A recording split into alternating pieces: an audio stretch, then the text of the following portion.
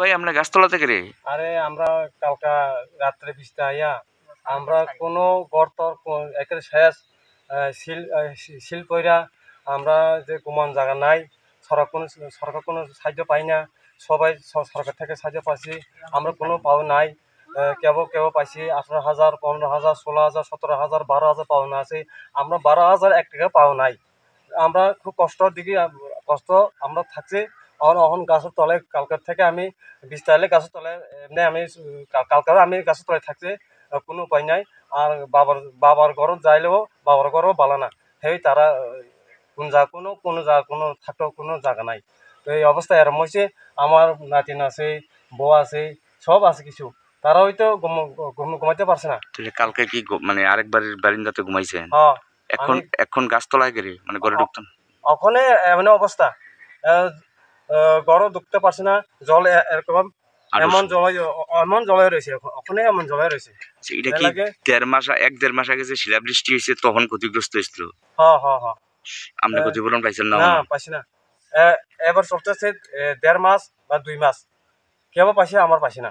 সরকার কোনো সব কেন্দ্র আসি, এখানে রংমালা তহসিলদার আসি, তোমার কি বেশি তোমার বেশি ক্ষতি হয়েছে না? হ স্যার। তো তারা ফোন আবার ছবি তুলছে, এখন তুমি ক্ষতিপূরণ পাইব।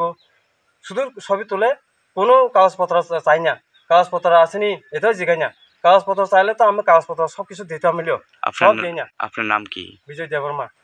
এই জায়গাটার নাম কি? এই জায়গাটার নাম সরস্বতী পাড়া, রংমালা ভিলেজ।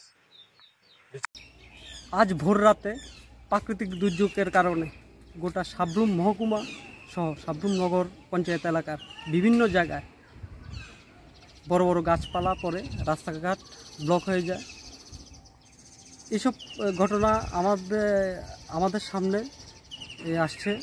আমরা নগর প্রশাসনের পক্ষ থেকে এবং সাব্রুম মহকুমা প্রশাসনের পক্ষ থেকে রাস্তাঘাট যাতে দ্রুততার সঙ্গে এগুলি পরিষ্কার পরিচ্ছন্ন হয় সেই আশা নিয়ে আমরা কাজ করছি, এবং জনগণ যাতে কোনো অসুবিধা না ঘটে তার জন্য আমরা কাজ করে যাচ্ছি।